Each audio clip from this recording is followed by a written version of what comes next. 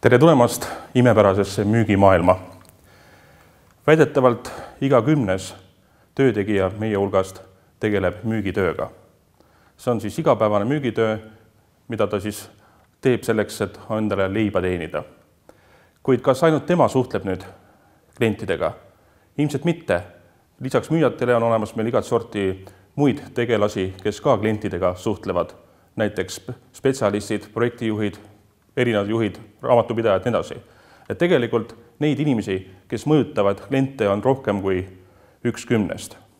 Ja tegelikult on ka need inimesed, kes igapäevaselt oma töös klientidega ei suhtle, võivad klientidega kokku saada ju peale tööd ehk isiklikus elus. Väga raske on leida inimest, kes üldse ei mõjuta kuidagi firma müügitulemust. Ja kas me ainult suuname siis klientide tegevust? Me tegelikult tahame mõjutada ka mitte ainult tööalaselt inimesi, vaid ka oma eraelus. Meil on olemas pereliikmed, meil on olemas tuttavad, me suhtleme võõraste inimestega, me tahame suunata ka nende käitumist. Nii et tegelikult me kõik oleme müügis, kas me seda tahame või mitte. Ja nüüd peamine küsimus meie jaoks on see, et kuigi me kõik oleme müügis, me kõik müüme, siis on selles, et kas ise müüa või olla müüdud. Tegelikult see, et meile müüjaks on tore, me peame laskmagi endale müüa. Aga kuidas me suudame mõjutada teisi inimesi niimoodi, et meie enda soov oleks täidetud, selles on see peamine küsimus. Nii et küsimus meile kõigile müüa või olla müüdud. Aga miks ikkagi see müügiteema on niivõrd oluline? Selleks, et olla hea spetsialist, me kõik teame, et meil peavad olema väga head erialased teadmised. Ja nende nimel me pingutame, õpime koolis, mitte ainult koolis, ka peale kooli edasi. Aga kas sellest üksi piisab? Tõenäoliselt mitte. Meil peame oskama ka keeli tänapäeval. See on ääretult oluline igale spetsialistile. Ja ilmselt ei piisa ka keeltest üksinda. Igasugune tehnoloogia, eriti infokommunikatsiooni tehnoloogia on selline, ilma milleta tõenäoliselt üks hea spetsialist täna hakkama ei saa. Ja siit tulebki tegelikult veel üks teema, mida ma arvan ja olen veendunud, et igale spetsialistile on vajalik, et olla edukas, ja see on müük. Müügioskus on tegelikult vaja igale meist, et olla läbilöögivõimeline, saada oma tahtmist ja teha siis edukat spetsialisti või juhi karjääri. Paljudes kõrgkoolides õpetatakse juba kõikidele spetsialistile müügiteemat. Eestis see kahjuks veel nii ei ole, aga ma usun, et tulevikus see üha laieneb. Teemad, mida me täna siis läbi käime. Kõigepealt alustasime siis sellest, et milline roll on meil müügis ja kas on võimalik olla müügist eemal. Siis sukeldume enam selle konkreetse müügitöö ja müümise olemusse. Siis vaatame müügitrende ja natukene teeme ettepanekuid ka mõningate tehnikate ja lähenemiste osas, et see oleks ülevaade sellest, et mida need tähendavad. Ja lõpetame siis ka erinevate müügiolukordadega ehk kus kohas neid erinevaid tehnikaid siis kasutada saab. Kuidas me töötame? Sul endal kindlasti, kes sa kuulad seda videot, on olemas müügikogemus. Küsimus on selles, kas seda teadvustad või mitte. Lisaks on Mercury International üks maailmas tuntumaid müügiorganisatsioonide arendajaid. Eelmise sajandi keskpaigast on ta tegutsenud Stockholmi börsil noteeritud ja tänaseks siis 44 riigis. Eestis tegutseme alates 1990. Et vaatame siis Mercury lähenemisi. Ja loomulikult ei saa ma üle ka ümber oma enda kogemusest. Teadliku müügitöö kogemust on mul umbes veerand sajandit. Ehk see on siis see aeg tagasi, kui ma käisin oma esimesel müügikoolitusel. Ja kui nüüd kõik 3 asja kokku panna, siis ma olen kindel, et sa leiad endale mõne huvitava idee, mida rakendada või millest juhinduda oma tulevase karjääri ülesehitamisel. Nii, kui rääkida müügi olemusest, siis mõtleme korraks, mida me ikkagi teeme, kui müüme. Suhtleme, räägime, veename, see on kõik see, mida müügitöös tehakse. Aga mida klient siis ostab? Mis on see, mida klient ostab? Toodet, teenust, jah, aga ta ei osta ju seda toodet, teenust niisama, vaid ostab seda toodet, teenust selleks, et rahuldada oma mingit vajadust. Et järelikult klient ostab siis vajaduse rahuldamist. Kui klient ostab vajaduse rahuldamist, siis küsimus on see, et või mis roll on siis tegelikult tootel või teenusel? Õige, toode või teenus on tegelikult vahend vajaduse rahuldamiseks. Ja kui ta on käega kasutav, on seda lihtsam müüa, kui ta ei ole käega kasutav, on keerulisem. Ja mis on siis müüja ülesanne? Müüja ülesanne on teha siis see toode või teenus ahvatlevaks kliendi jaoks, et ta aitaks rahuldada tema vajadust. Ja mõnikord klient teadvustab seda vajadust, mõnikord mitte. Et tegelikult me peame aitama kliendil mõista tema vajadust või tuua esile või teadvustada seda vajadust mõnikord. Loomulikult vajadust me ei saa tekitada, küll aga saame seda teadvustada, esile tuua, rõhutada ja selle kaudu siis ka tegelikult oma müügitööd teha. Ehk kui niimoodi mõtta, siis mis asi see müümine on? Me tegelikult müügitöös teeme seda, et me mõjutame klienti. Me paneme ta tegutsema nii, nagu meie tahame. Ja viimane küsimus, kus toimub müük? On olemas ainult üks ainuke koht siin maailmas, kus klient otsustab. Õigus, see on kliendi peas. Ehk tegelikult müügi ja müüja töömaa ongi kliendi pea. Ja seepärast ei ole tähtis, mida müüja räägib, vaid tähtis on see, mida klient mõtleb. Ehk teine osapool. Et müük on siis mõjutamine. Selleks, et saada endale soodsaid otsuseid. Müük on mõjutamine ja see on kogu selle müügi olemuse kõige olulisem lähtekoht. Nii, kui me nüüd oleme endale selle selgeks teinud, siis vaatame, kuidas müük on arenenud. Ma arvan, et ka paljudes Eesti kõrgkoolides veel räägitakse turunduse miksist, mis oli siis eelmise sajandi 60. aastate üks levinumaid teooriaid, kuhu siis klassifitseeriti, paigutati ära ka müük. Loomulikult selle suures pildis siin müük ei olegi näha. Räägiti 4 P-st, hind, koht, kommunikatsioon ja toode. Nüüd on lisandunud veel ka poliitika ja avalik arvamus, ehk siis 6 P-d. Ja tegelikult, kui nüüd see kommunikatsioon lahti luua, seal on palju erinevaid asju ja üks asi, mis seal on siis personaalne müük. Nii et personaalne müük või müügitöö või mõjutamine oli siis see turunduse miksis üks väike osakene. Tegelikult täna, kui me vaatame reaalset müügitööd, siis üks akadeemilisi keskkonna esindaja väitis seda, et millegipärast ta ei saa aru, miks on meil praktikas müügi- ja turundusjuhid, miks mitte turunduse ja müügijuhid, sest turundus on just nagu suurem turunduse miksi järgi. Aga praktikas on juba ammu aru saadud, et tuleb asjad ära müüa ja turundusega tegeleda täpselt nii palju kui vaja. Ja sellepärast on väga sageli, me näeme tõesti müügi- ja turundusjuhte just sellepärast, et rõhutada asja reaalset olemust. Ja tundub, et müügivaldkond ongi see valdkond, kus isegi praktika on mõnes mõttes teooriast jõudnud rohkem ette. Ja tegelikult, kui vaata nüüd kogu seda müümise protsessi, siis me peaksime lähtuma ju tegelikult ostuprotsessist. Me peame aru saama, mismoodi klient ostab ja vastavalt sellele teha siis ühte või teist tegevust. Ja minu arust see ei olegi nimelt oluline, kas see klassifitseerub see tegevus nüüd müügitöö alla või klassifitseerub ta turunduse alla. Me peame tegema teatud tegevusi siis selle ostu- ja müügiprotsessis. Nüüd vaatame, kuidas me täna ostame. Selleks, et üldsegi osta, et hoopis ka kliendiga või müüja saaks kliendiga kokku, siis tegelikult sellele eelneb terve rida tegevusi. Me oleme alati, nii kui me midagi hakkame endale muretsema, tänapäeval tõenäoliselt me toksime kohe selle sõna Google'isse või kuskil mujale otsingumootorisse ja hakkame otsima infot. Et kõigepealt me peame nägema seda, siis me hakkame lugema seda asja, siis me liitume uudisvoogudega, siis me jagame ise oma sõpra-tuttavatega, siis me hakkame kommenteerima, me laadime midagi alla, me ise midagi demonstreerime, me ühineme gruppidega. Terve rida tegevusi toimub enne seda, kui ma tegelikult seda müügiinimesega olen valmis üldse kohtuma. Ja väga sageli, kui ma juba müügiinimesega kohtun, siis ma olen väga hästi informeeritud. Ja nüüd on küsimus see, et mis roll on seal müügiinimesel, mida tema saab mulle veel lisaks pakkuda, milline on see temapoolne lisaväärtus. Et müügiprotsess ja ostuprotsess on täna väga palju muutunud. Eelkõige ostu- ja müügiprotsess nüüd on küsimus see, kas ettevõtted suudavad selle muutusega kaasa minna või mitte.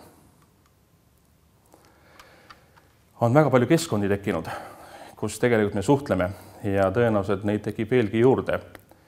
Ja kuidas nüüd sellistes keskkondades olla nähtav, panna tähele, mõjutada inimesi, see on üks suur väljakutse.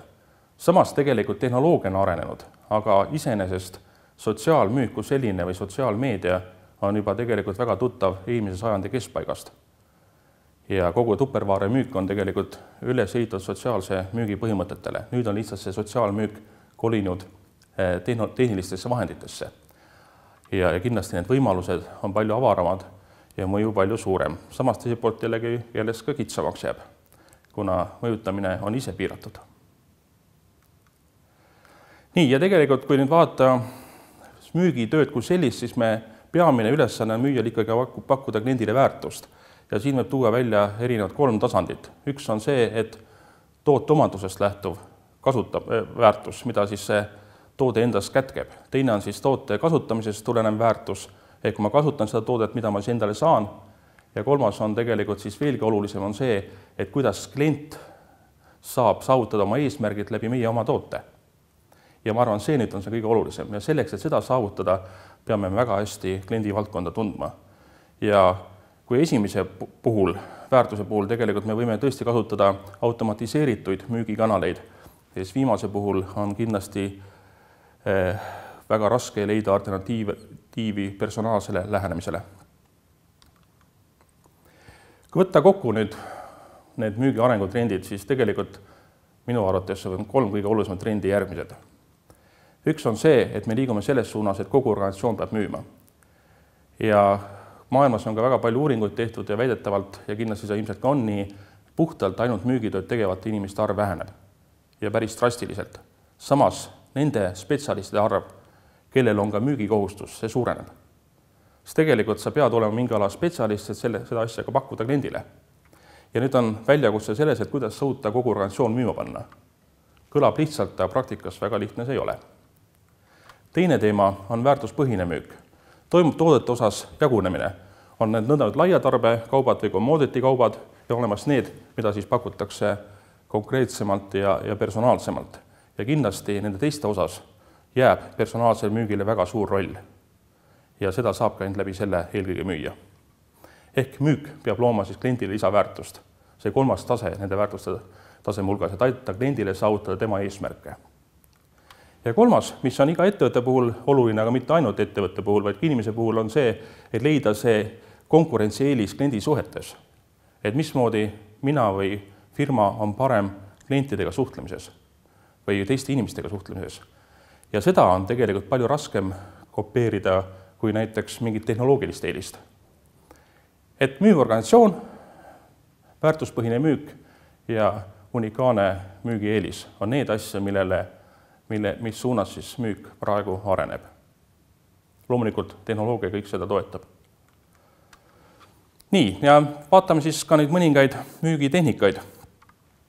Kui vaadata üldse tehnikaid, siis tegelikult võiks tekkida küsimus hoopis sellest, et kas on võimalik õppida müüki. Ja väga paljud müügikurud räägivad või ka koolituskurud, et müük on kunst. Loomulikult on seda kasulik rääkida neile, sest siis sellisel juhul nad saavad rääkida oma kogemusest. Aristoteles on kunagi öelnud seda, et tahes tahtmata, kui sa räägid ühe mehe kogemusest, siis jääb alati see arvamuse element sinna juurde. Hiina vanasõna ütleb, et 2 korda samasse jõkke astuda ei saa. Ehk tegelikult ei ole kunagi täpselt samasugust situatsiooni elus, kui sa saaksid kellegi kogemust ära kasutada. Ja selleks, et seda kasutada, neid kogemusi tuleb neid üldistada. Analüüsida palju erinevaid kogemusi, vaadata N-kogemust ja siis öelda, kui nüüd N+1 tekib, siis tõenäoliselt on need käitumismustrid järgmised. Ehk siinkohal võib öelda, et tegelikult teooria on palju praktilisem kui praktika. Kuigi jah, ma saan aru ka nendest eneseabi koolitajatest ja raamatutest edasi, kus on väga huvitav ja põnev lugeda kellegi konkreetset kogemust. Aga nende rakendamisega tuleb olla ettevaatlik, sest 2 korda samasse jõkke ei astu. Ja loomulikult on müük ka kunst, aga nagu Leonardo da Vinci ütleb, et kõigepealt õpi tundma teadust ja siis alles hakka improviseerima. Et alguses võiks ikkagi noodid ära õppida ja siis improviseerida, kuigi jah, proovitakse ka ilma nootideta mängida, kas siis ikkagi on tegemist tõelise professionaaliga. Kui muidugi tehnikaid vaadata, siis tegelikult võiks need jaotada nagu 2 gruppi. Ühed on sellised, mis annavad meile sellise raamistiku, et me näeme asju teatud nurga alt, teatud kastidest, et lahterdama asjad enda jaoks ära. Ja teised on siis sellised soovitused, mida antakse müümisel ja müügitöös. Ja vaatamegi mõlemast valdkonnast nüüd ühe näite. Et raamistiku juures siis müüki mõjutavad tegurid ja soovituste juures siis kaardistamise tehnikat nimega FOCA. Millega peame arvestama siis müümisel? Mul on olemas idee, ettepanek, toode, mida ma tahan siis teisele osapoolele pakkuda. Ma pean arvestama teise osapoole reaalse olukorraga ehk tema mõistuse häälega. Milline on tema selline objektiivne reaalsus? Ja teiselt poolt ma pean arvestama kindlasti tema emotsioonide ja tunnetega, kuidas ta tunneb ennast ja kuidas ta tunneb ennast selle toote ettepaneku suhtes. Ja nüüd on alati väga pikad ja põnevad arutelud selle üle, et mille alusel inimene otsustab. Kuid kui imelik see ka ei ole, mida suurem on ost, seda enam me tegelikult lähtume emotsioonidest ja tunnetest, kas me tahame seda või mitte. Et tunded kindlasti mõjutavad otsuseid palju rohkem kui mõistus. On toodud ka erinevad protsente välja, aga kindlasti on see oluliselt üle poole. Ja lisaks nüüd selle teise osapoole olukorra arvestamisele me peame arvestama ka võimalike konkureerivate pakkumiste või võimalustega.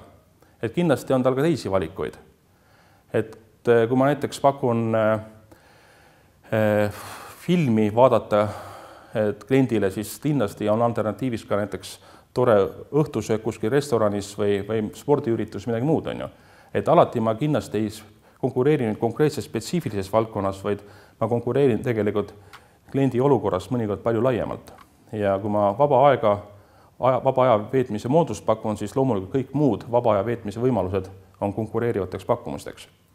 Ja mis nüüd on müüja ülesanne või selle inimese ülesanne, kes tahab nüüd teist osapoolt mõjutada, on see, et me peame selle idee, ettepaneku, toote vormima sellisesse müüvasse sõnumisse, mis arvestaks nii mõistuse häält, nii tunnet kui ka konkureerivaid pakkumisi. Ehk leidma need müüvad argumendid ja seda siis ka müüvalt esitama. Tundub lihtne, aga paganama keeruline.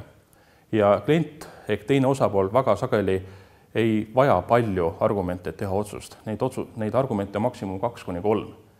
Ja kuidas need välja leida, selles on küsimus. Need tegelikult ongi väga sageli müümisel tähtis aru saada, kuidas teine osapool mõtleb, mitte niivõrd, et ise palju rääkida. Mida vähem müüja räägib, seda tegelikult parem. Aga reaalses elus see alati nii ei ole. Ehk see näitab seda, et on õppimise ruumi. Nii, ja teine näide oli siis vajaduse kaardistamisest. Ja kui üldse rääkida, mis asi on vajadus, siis väga sageli arvatakse, et vajadus on selline soov unel midagi tahta, aga ei, kindlasti see peab olema ka reaalne kate taga, et inimene või kelle seda pakutakse, ta on valmis pingutama, tal on olemas võimalused seda saavutada, et see on tegelikult reaalne vajadus ja midagi muud kui selline soovunel. Ja kui nüüd lähtuda sellest, et mul on olemas praegune olukord, ja ma ilmselt ei ole sellega rahul, ma tahaksin näha palju parem välja, palju paremas füüsilises vormis. Nüüd küsimus on see, et see vajadus on ainult sellisel juhul reaalne, kui ma olen nõus ka selle nimel pingutama, minema sinna spordisaali ja tegema vastavaid treeninguid. Ja mitte 1 või 2 või 3 korda, vaid pikki aastaid. Et seda nüüd kaardistada, siis loomulikult esimene asi on see, et ma peaksin küsima fakte. Ja fakte teada saamine on oluline, et edasi liikuda. Kuid faktidest üksinda kindlasti ei piisa. Ma pean aru saama ka, mismoodi see teine osapool suhtub nendesse faktidesse. Ehk selle arvamuse saamine olukorra kohta on mõnikord isegi olulisem, sest muidu me hakkame tõlgendama seda olukorda läbi oma enda prisma.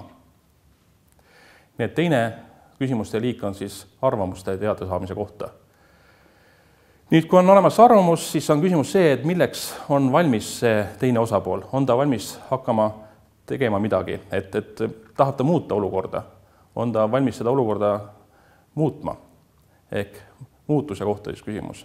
Ja lõpuks siis kõige olulisem on ka see, et kas teine osapool on valmis siis tegutsema. Mis tegevusi ta on valmis ette võtma selleks, et edasi liikuda. Ja kõik kokku pannes, uurides fakte, küsimas arvamust, olemas valmis muutusteks ja valmis ka tegutsemiseks, annab siis sellise toreda sõnaühenduse nagu FOCA. Inglise keeles siis facts, opinion, change and action. Et kerge meelde jätta.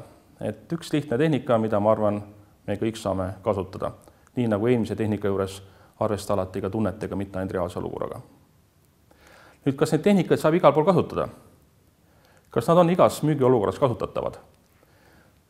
Ehk kas meil on erinevad müügiolukorrad olemas? Ja tõenäoliselt loomulikult, kui me vaatame näiteks, et mingi uus vana hea klient tuleb järjekordset tehingut tellima või uus klient saab meiega kokku või on keegi, kes on väga positiivsed meie suhtes häälestatud või mitte negatiivselt, need on täiesti erinevad müügiolukorrad. Ja loomulikult ei saa me kõiki tehnikaid kasutada igas olukorras ühteviisi.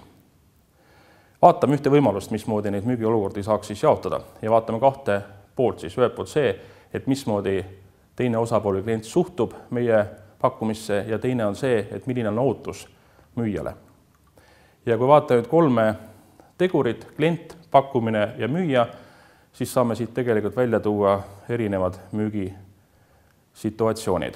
Et ühelt poolt siis see, et kuidas teine osapool suhtub meie pakkumisse, kuivõrd positiivne või negatiivne ta meie selles suhtes on. Pakkumine tihtipeale ei pruugi olla ainult mitte üks konkreetne toode, vaid see võib olla ka laiem ja tihtipeale ta ei olegi üks konkreetne toode, vaid ongi laiem. Ja teine pool on siis see, et mida ta ootab siis müüjalt. Kas ta tõesti tahab, et müüja aitaks teda? Või vastupidi on see, et ta lihtsalt tahab, et müüja pakiks toote sisse ja annaks kätte. Et kui ma lähen poodi igapäevast leiba ostma ja ma küsin, et palun see ja see leib, siis ma tõenäoliselt eelda seda, et müüja küsiks minu käest, et milleks sul seda leiba vaja on. Aga mõnikord, kui ma lähen kas fotoaparaati või midagi ostma ja mul tahan abi saada, siis kindlasti suudab see müüja lisaväärtust päris palju pakkuda. Aga see eeldab seda, et mina kliendina siis seda ka ootan ja usaldan seda müüjat. Tihtipeale on kahjuks elu olnud selline, et seda ei usaldata, kuna on nimelt palju petutud müüjates. Ja pannes need 2 selge kokku, saame siis 4 erinevat situatsiooni. Esimene situatsioon on siis see, kus klient ei taha meie pakkumist ja ei oota ka mingit abi. Eks see on võib-olla tänapäeval kõige väljakutsuvam olukord. Eks see on siis assertiivne müük. Ja selliseid müügitehnikaid heas mõttes on tegelikult tolmuimejate müük, raamatumüük ja kindlasti ka finantstoodete müük. Ja see on praktiliselt ainuvõimalik sellises olukorras. Ja loomulikult on kindlasti olemas pettujaid, kas või näiteks teise samba pakkumisel, aga nagu see klient ka ise ütles, et pooltest, kes olid nõus kuulama, endast piisab. Ja see on ainuvõimalik viis mõnikord edasi liikuda. Et kindlasti me ei saa öelda, et üks või teine müügi olukord ja sinna koondunud tehnikad on halvad või head. Küsimus on, millal midagi kasutada. Näiteks assertiivset müüki võib väga hästi kasutada uue kliendiga visiidi kokkuleppimiseks. Et need näited on kindlasti ka teisi. Ja mõningaid tooteid saabki ära müüa läbi assertiivse müügi, nagu näiteks need kallid tolmuimejad. Teine situatsioon on siis see, kus klient on meie suhtes positiivne, aga ta ei oota meilt kui müüjalt nõuandeid ega sellist konsultatsiooni. Ja sellisel juhul on oht väga sageli, et me müüme tegelikult üle. Me ei tunneta seda olukorda ja hakkame kliendile midagi lisaks müüma. Ja siis, kui klient ei ole selleks valmis, siis ta tõenäoliselt võib ka selle ostu jätta ostmata, mida ta plaanis. Et selle äratundmine on ka oluline. Ja kuidas sellises olukorras ikkagi ka müüma hakata, on tõesti omaette väljakutse. Nüüd 3. variant ehk ekspertmüük on nüüd see, kus me kõik tahaksime olla. See on tore, klient on positiivne meie poolt pakutava suhtes ja on valmis ka kuulama meie nõuandeid, kes ei tahaks sellises olukorras olla. Ja viimane siis konsulteeriv müük ehk siis klient tunnistab, austab, tunnustab sind, on valmis sind kuulama, kuid samas ei ole nõus sinu pakkumisega. See annab vähemalt võimaluse siis klienti ümber fokusseerida. Ja kõikides nendes valdkondades kindlasti me peame natukene erinevad lähenema, peame kasutama erinevaid tehnikaid. Näiteks sama FOCA tehnika ei sobi kuidagi kokku assertiivse müügiga. Lihtsalt klient ei anna sulle võimalust nii pikalt rääkida. Pead kasutama teistsuguseid lähenemisi. Nii et iga tehnikal on oma koht olemas. Nüüd, kui vaata seda, et suhtemüügis ja ekspertmüügis, siis me peaksime suutma olla võimalikult mõistvad ja aru saama, mida klient soovib. Ehk siis olema väga kõrge ja suure empaatiavõimega. Ja teiselt poolt jällegi assertiivse müügi ja konsulteeriva müügi juures me peame olema võimalikult projektiivsed. Vaatame kiirelt ja lühidalt, mis on siis selle 2 erineva lähenemise vahe. Oletame, et meil on olemas number 9. mis on külje peale pandud, või 6, sõltub kummalt poolt vaadata. Ja nüüd, kui rääkida empaatiast, siis mida me peame tegema, on siis see, et me peame aru saama, mismoodi klient näeb seda numbrit. Ja juhul, kui klient nüüd näeb seda 6-na, siis me peame aru saama, et see ei ole 9 ja et see ongi see 6. Ehk empaatia võime on siis näha asju nii, nagu teine osapool näeb.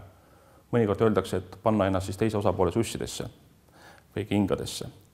Projektiivsus, mis on tema siis omapära, on see, et kui sama numbrit vaatad ja sa näed, et klient näeb seal number 6, sul on piisav empaatia, et aru saada, jah, see on 6, mida ta näeb, siis sinu ülesanne, kui sa tahad, et seal peaks olema 9, on siis teha niimoodi, et teine osapool ei näeks seda 6, vaid näeks ka 9. Ehk panna siis teine osapool nägema neid samu asju nii, nagu sina just näed. Ja see on projektiivsus. Ja müügitöös on tegelikult vaja mõlemat. Sa ei saa olla liiga projektiivne ja sa kindlasti ei saa olla ka liiga empaatiline. Mõlemat asja peab kindlasti tegema. Et erinevates müügiolukordades me peame kasutama erinevaid lähenemisi ja kindlasti ka erinevaid tehnikaid. Nii, kokkuvõtlikult selle lühikese loengu lõpetuseks siis 3 asja, mida ma tahaksin, et sa mäletaksid. Üks on siis see, et müük on mõjutamine ja see on väga vajalik oskus selleks, et elus hakkama saada. Teine, müüki saab ja tuleb õppida. Iga eriala nõuab teatud eeldusi, aga kindlasti me saame olla müüjatena paremad, kui me täna oleme. Ja 3, sinu enda konkurentsieelis, ehk milline on sinu enda USP. Mõtle selle peale ja peatse kohtumiseni. Aitäh!